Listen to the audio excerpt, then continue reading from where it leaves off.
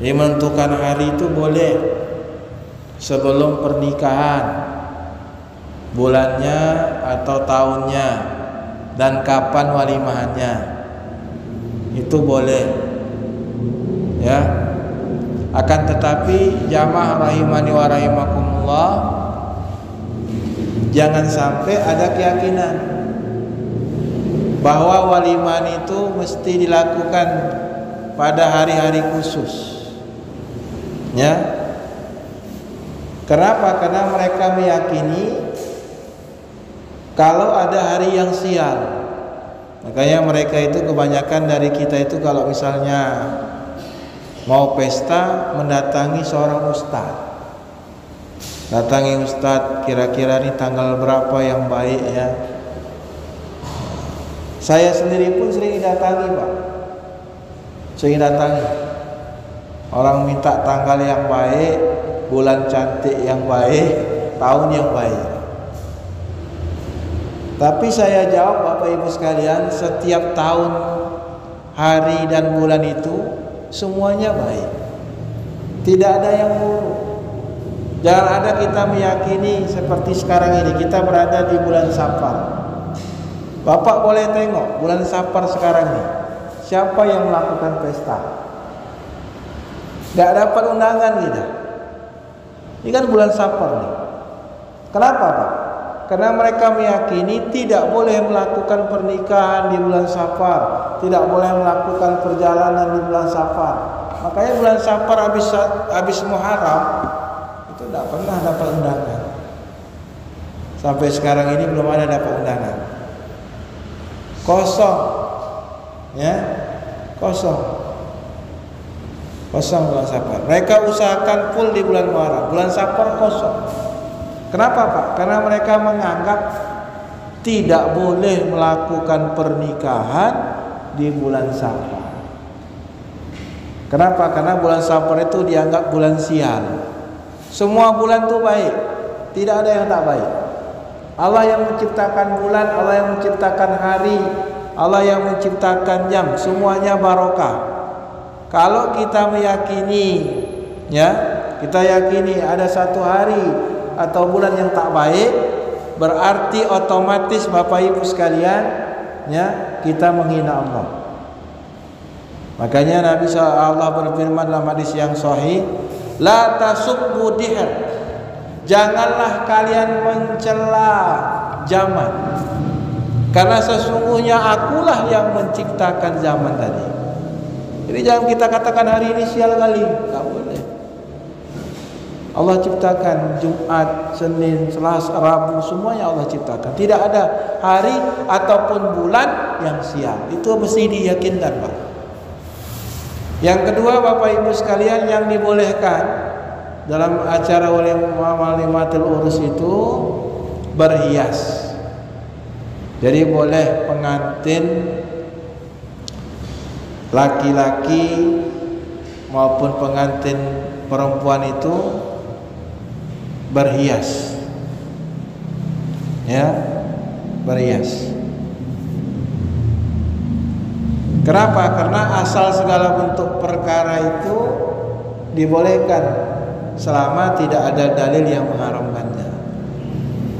Jadi boleh saja pengantin laki-laki maupun pengantin perempuan memakai pakaian adat, tapi tetap menutup aurat. Jangan sampai gunakan pakaian adat auratnya nampak. Tidak boleh, Pak. Ya, tetap menjaga syariat walaupun itu dibolehkan.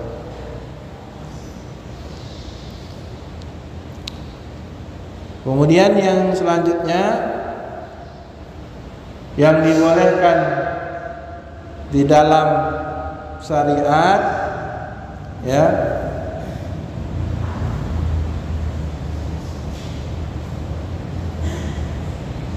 menyiapkan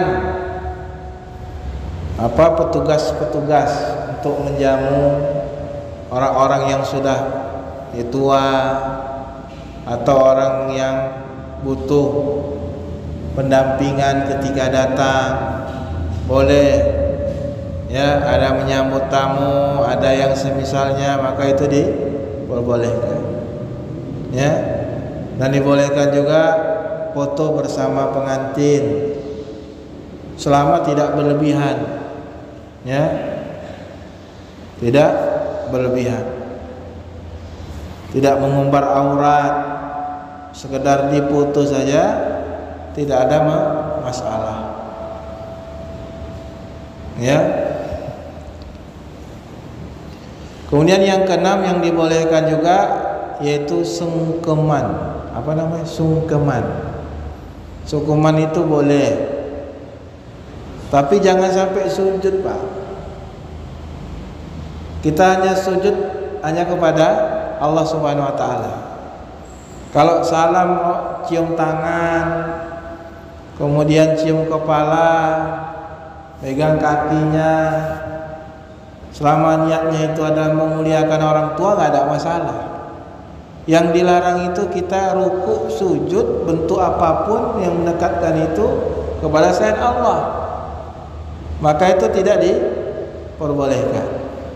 Ya, jadi kalau sungkeman, sekedar salam, minta izin sama orang tua atau yang semisalnya, tanpa menundukkan badan atau sujud atau yang semisalnya, maka itu diperbolehkan. Dilakukan sungkeman itu secara wajar. Ya, jangan berlebihan dan melampaui batas. Kemudian yang ketujuh, memajang pengantin. Jadi pengantin itu dipajang, dipisahkan antara laki-laki dengan perempuan. Maksudnya ini di sini tempat pengantin laki-laki, di sini tempat pengantin perempuan. Jadi kalau datang, oh itu pengantinnya perempuan, oh itu pengantinnya laki-laki, ini pengantinnya, nggak sampai ikhtilat. Jangan sampai ikhtilat. Nah, kalau dipajang dua-dua, tadi kan dipisahkan. Laki-laki, pengantin laki dipajangkan sendiri, pengantin perempuan dipajangkan sendiri. Yang datang kepada pengantin laki-laki khusus laki-laki, yang datang kepada perempuan khusus perempuan. Ada hijab. Ya. Kalau digandengkan dua-dua, mesti dijaga penutupan aurat. Pakaiannya betul-betul tertutup auratnya tadi. Ya, jangan sampai terlihat, ya, kecuali wajah dan telapak tangan.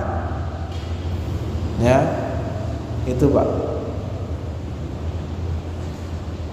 Kemudian ketika dipajangkan tersebut, jangan sampai menggunakan pakaian yang tipis, ketat. Memang dia harus menjaga auratnya. Kalau dipajangkan, maka berat Pak. Melakukan walimatul urus yang benar-benar syariat itu berat. Di tengah-tengah kita sekarang ini tuntutan zaman. Zamannya sekarang kayak gini, Ustaz. Gak mungkin saya buat kayak gini. Ya. Nah itu. Jangan sampai dipajangkan pengantin laki-laki dan perempuan tadi, pakaiannya tipis, yang perempuan bentuk lukuk tubuhnya nampak, mensifati aurat, maka ini jangan sampai ditampilkan di depan umum. Kalau sesama wanita mungkin nggak ada masalah, ya. Tapi kalau udah ditampilkan, dipajangkan depan umum itu benar-benarlah dijaga auratnya tadi. Kemudian yang ketiga, kalau bertampilkan di depan umum, yang wanita itu boleh berhias tapi jangan sampai tabaruk, karena itu dilarang dalam Al-Quran. Ya, dalam surat Al-Ahzab ayat 33. Apa itu tabaruk? Izharuz zina ma yustada'a bi sahwatur rajul. Menampakkan perhiasan dengan segala yang dapat mengundang syahwat laki-laki. Jadi kalau kita sudah berhias, yang hiasan kita itu mengundang syahwat laki-laki, itulah yang namanya tabaruk. Tabaruk ala jahiliyah. Jadi kalau berhias sekedarnya saja tidak bisa mengundang syahwat, itu yang dibolehkan. Tapi kalau berhias menor, kemudian orang yang melihat terbakar syahwatnya, maka inilah yang dikatakan oleh Nabi, wala tabarruj junna kama tabarrujal jahiliyah. Janganlah kalian bertabarut sebagaimana tabarutnya orang-orang jahiliyah. Nah, itu dia. Dan menurut para ulama, Syekh Ahmad Mustafa Al-Maraghi, tabarut itulah perbuatan wanita yang mempertontonkan letak-letak keindahan tubuhan yang wajib ditutup. Itu dia. Kemudian yang ketiga, ya, kalau dipampilkan ke depan tadi tidak boleh dipajang terus menerus sampai seharian gitu berdua, nggak boleh. Nah, ini dibahas di tuntunan walimah majelis tarjih kita nih. Tidak dipajang terus menerus dari mulai siang sampai sore sampai malam, ya. Apalagi sampai nggak mendirikan sholat, takut make upnya habis. Tak boleh, Pak. Ya mungkin pada zuhur, lalu asar, udah berhenti break, ya kan? Karena ada sholat zuhur, sholat asar, ya.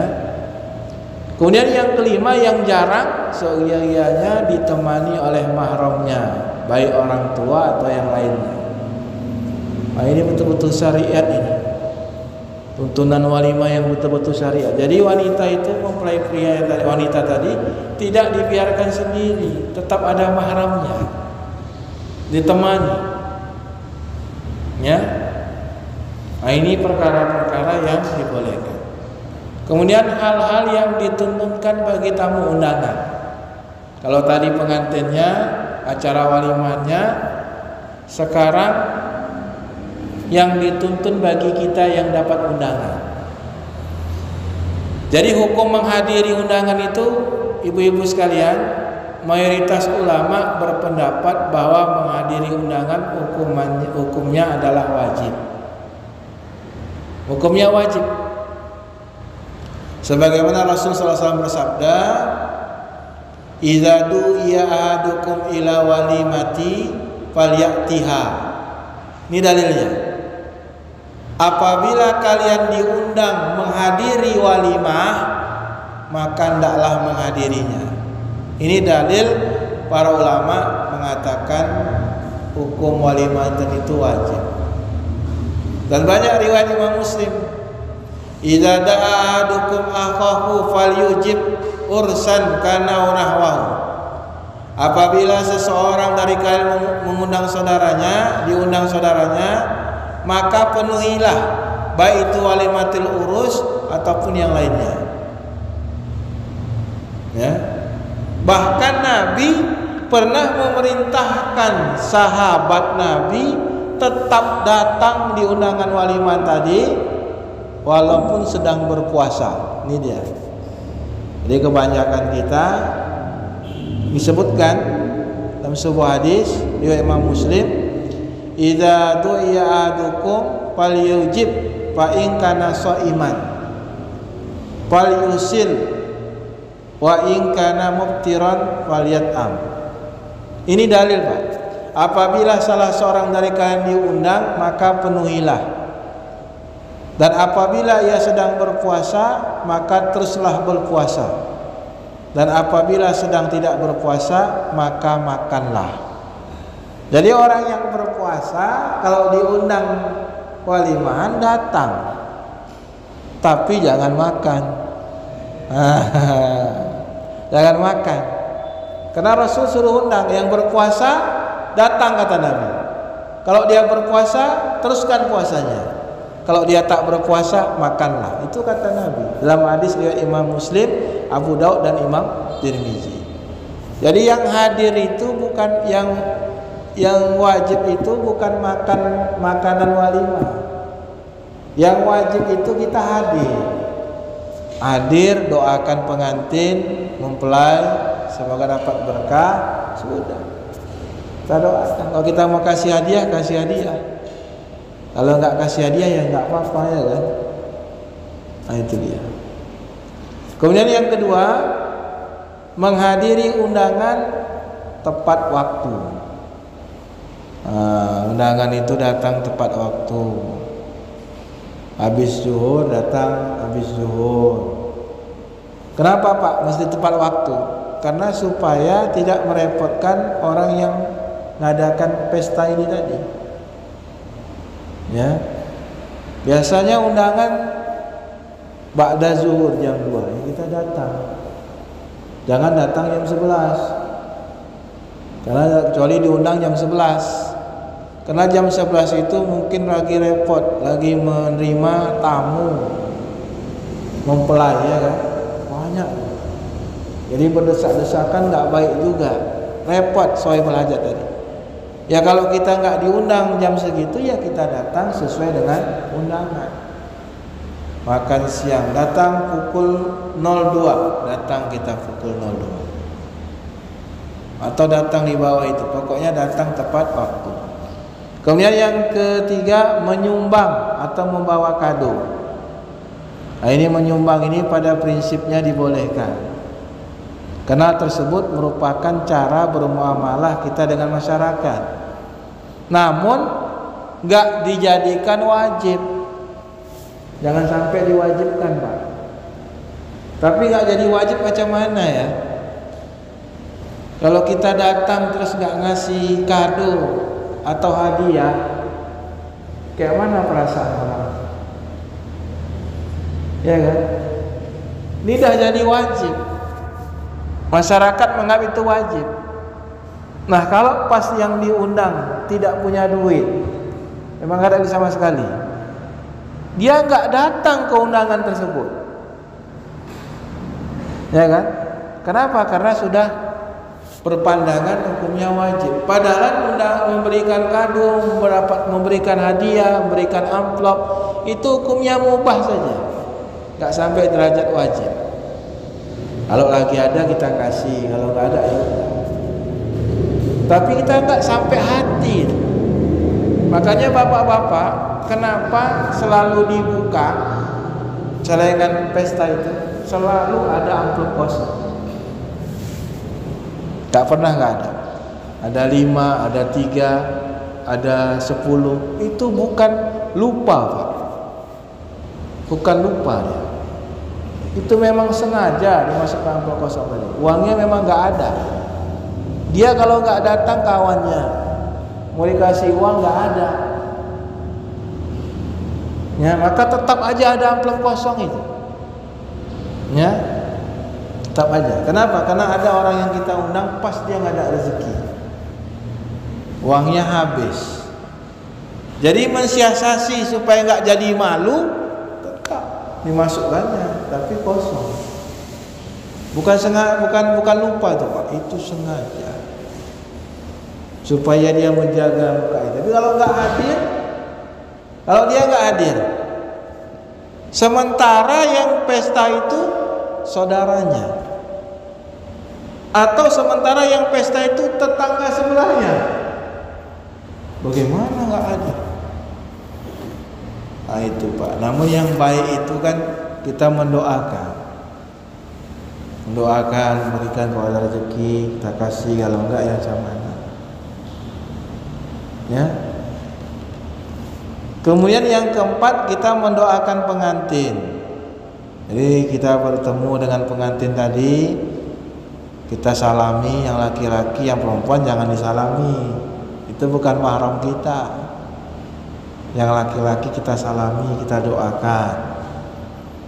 Jadi Rasul SAW mendoakan para sahabat, barakallahu laka wa baraka alaika wa jama'a baina fi khairin. Ini kata Nabi dalam hadis yang sahih dari Imam Abu Daud, apabila seseorang menikah maka ucapkanlah untuknya barakallahu laka wa baraka alaika wa jama' bainahuma fi khairin. Nah itu dari Abu Hurairah hadis.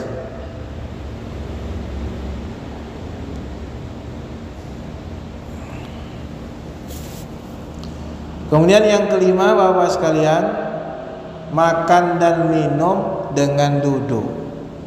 Ini ada orang makan berdiri, pakai tangan kiri. Itu dah menyalahi syariat. Bahkan minum usahakan duduk. Apa kata Nabi? La yashrabanna ahadukum minkum qa'iman. Janganlah salah seorang di antara kalian minum sambil berdiri. Kecuali air Zam-Zam. Air Zam-Zam itu disunahkan berdiri. Ketika habis tawaf, habis sofa warwa, turun minum sepuas-puasnya. Ya. Dalam keadaan berdiri. Nah, itu Pak, hal-hal yang mesti diperhatikan dalam menghadiri undangan. Kemudian dalam memakan hidangan. Ini kebanyakan kita lihat, kita datang ke undangan tuh semangat membaca. Ambil nasi banyak, ambil ikan banyak, ambil lauk banyak. Ternyata begitu kita makan, rasanya enggak resep.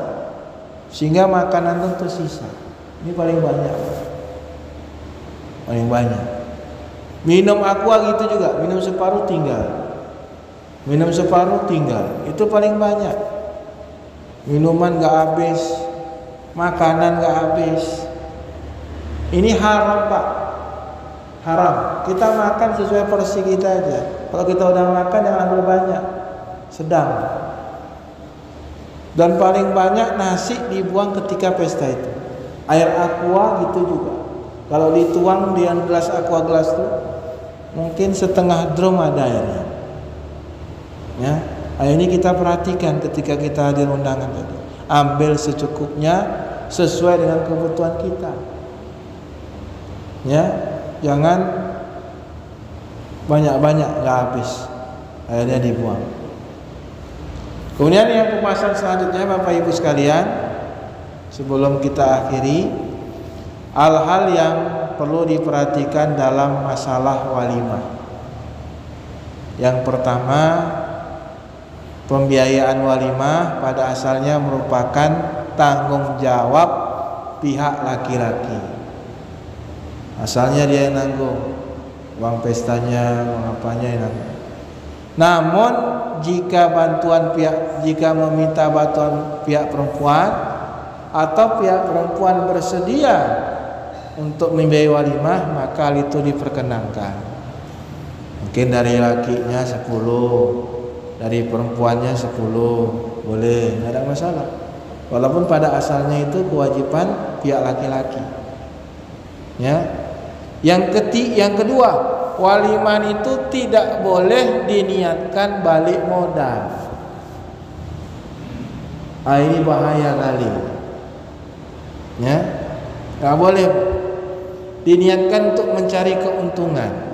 Namanya kita sedang pesta, itu niatnya sedekah, tasyakuran. Bukan kita mau jual nasi gitu.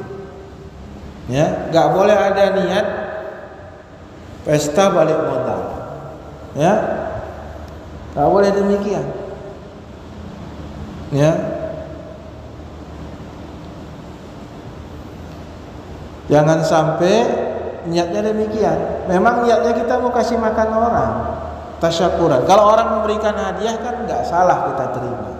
Tapi bukan itu tujuan kita Bapak Ibu sekalian. Tujuan kita tuh kita bersyukur. Anak kita sudah nikah, bersyukur, minta doa mereka, minta doa kaum muslimin, bagi-bagi rezeki, itu tujuannya, bukan finansial. Yang ketiga Bapak-bapak sekalian, bagi yang tidak diundang seharusnya tidak datang, kecuali dengan si izin sahibul hajat. Misalnya begini, ada kawan dekat, akrab, anaknya nikah, dia dekat sama kita, kita datang, padahal sebelumnya tidak diundang. Kita datang, kita jumpai, boleh saya hadir ke undangan Bapak? Boleh, baru boleh. Tapi kalau nggak diundang, nggak usah hadir. Kalau bukan kawan kita, berarti kita bukan kawan dekat. Karena kalau kawan dekat kita seuzon, dia lupa kasih undangan, bisa kita tanya, ya kan?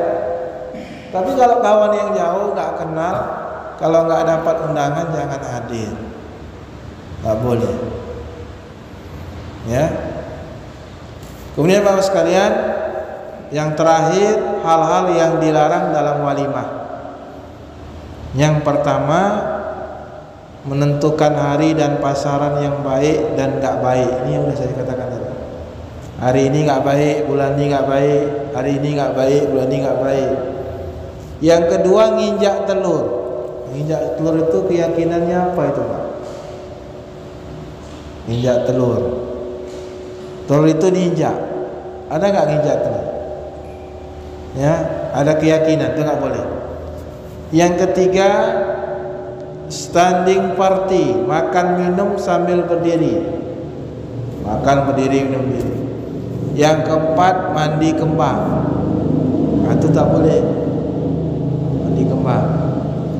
Yang kelima, membakar kemenyan supaya saat walimah tidak hujan. Nah, boleh juga. Atau seperti yang kita lihat di televisi, kolor dilempar keloteh. Ya. Atau sapu ditegakkan taruh cabai supaya enggak hujan.